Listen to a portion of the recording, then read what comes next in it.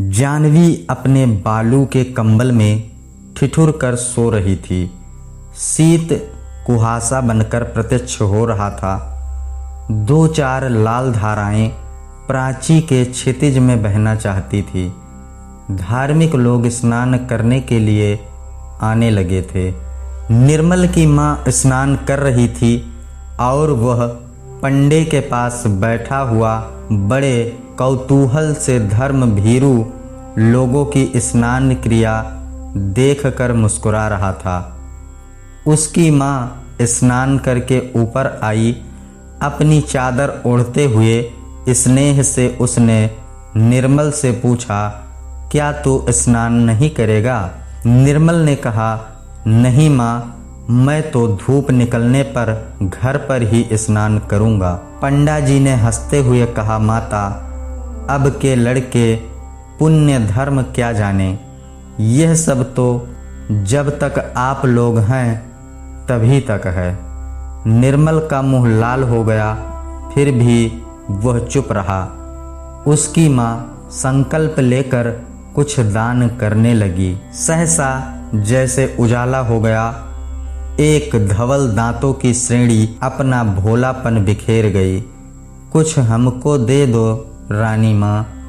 निर्मल ने देखा एक 14 बरस की भिखारिन भीख मांग रही है। पंडा जी झल्लाए, बीच ही में संकल्प अधूरा छोड़कर बोल उठे, चल हट यहाँ से। निर्मल ने कहा, माँ, कुछ इसे भी दे दो। माता ने उधर देखा भी नहीं, परंतु निर्मल ने उस जीर्ण मलिन वसन में एक दरिद्र हृदय की हंसी को रोते हुए देखा। उस बालिका की आंखों में एक अधूरी कहानी थी।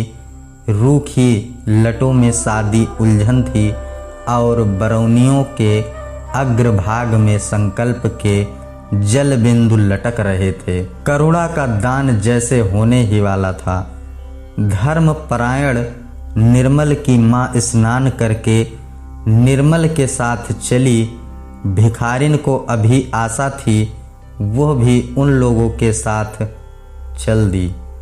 निर्मल एक भावुक युवक था।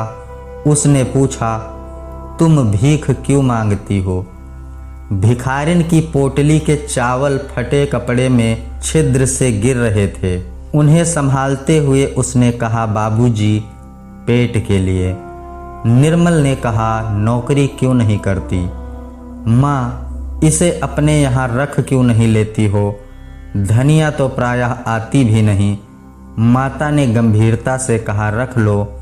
कौन सी जाति है, कैसी है, जाना ना सुना, बस रख लो। निर्मल ने कहा, माँ, दरिद्रों की तो एक ही जाति होती है। माँ झल्ला उठी और भिखारन लौट चली। निर्मल ने देखा जैसे उमड़ी हुई मेघमाला बिना बरसे हुए लौट गई। उसका जी कचोट उठा। विवश था, माता के साथ चला गया। सुनेरी निर्धन के धन राम, सुनेरी। भैरवी के स्वर पवन में आंदोलन कर रहे थे। धूप गंगा के वक्ष पर उजली होकर नाच रही थी। भिखारिन पत्थर की सीढ़ियों पर सूर्य की ओर मुंह किए गुनगुना रही थी। निर्मल आज अपनी भाभी के संग स्नान करने के लिए आया है। गोद में अपने 4 बरस के भतीजे को लिए वह भी सीढ़ियों से उतरा। भाभी ने पूछा, निर्मल, आज क्या तुम भी पुण्य संचय करोगे? क्यों भाभी, जब तुम इस छोटे से बच्चे को इस सर्दी में नहला देना धर्म समझती हो, तो मैं ही क्यों वंचित रह जाऊं? सहसा निर्मल चौंक उठा। उसने देखा बगल में वही भिखारन बैठी गुनगुना रही है। निर्मल को देखते ही उसने कहा, बाबूजी, तुम्हारा बच्चा फले फूले, बहू का सुहाग बना रहे। आज तो मुझे कुछ मिले। निर्मल अप्रतिभ हो गया। उसकी भाभी हंसती हुई बोली, दूर हट पगली। भिखारिन सहम गई। उसके दांतों का भोलापन गंभीरता के पर्दे में छिप गया। वह चुप हो गई। निर्मल ने स्नान किया सब ऊपर चलने के लिए प्रस्तुत थे। सहसा बादल हट गए। उन्हीं अमल धमल दांतों की श्रेणी ने फिर याचना की, बाबूजी कुछ मिलेगा क्या? अरे अभी बाबूजी का ब्याह नहीं हुआ, जब होगा तब तुझे न्योता देकर बुलावेंगे, तब तक संतोष करके बैठी रह। भाभी ने हंसकर कहा, तुम लोग बड़ी निष्ठुर हो।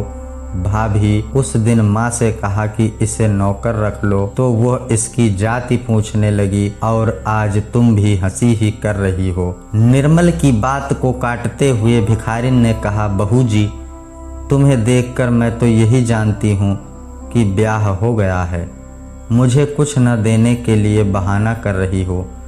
मर पगली, बड़ी ढीठ है। भाभी ने कहा, भाभी उस पर क्रोध न करो, वह क्या जाने, उसकी दृष्टि में सब अमीर और सुखी लोग विवाहित हैं। जाने दो, घर चलें। अच्छा चलो, आज माँ से कहकर इसे तुम्हारे लिए टहलनी रखवा दूंगी, कहकर भाभी हंस पड़ी। युवक हृदय उत्तेजित हो उठा। बोला, यह क्या भाभी, मैं तो इससे ब्याह करने के लिए भी प्रस्तुत हो जाऊंगा, तुम व्यंग क्यों कर रही हो? भाभी अप्रतिभ हो गई, परंतु भिखारिन अपने स्वाभाविक भोलेपन से बोली, 2 दिन मांगने पर भी तुम लोगों से 1 पैसा तो देते नहीं बना, फिर क्यों गाली देते हो बाबू? ब्याह करके निभाना तो बड़ी दूर की बात है। भिखारिन भारी मुंह किए लौट चली।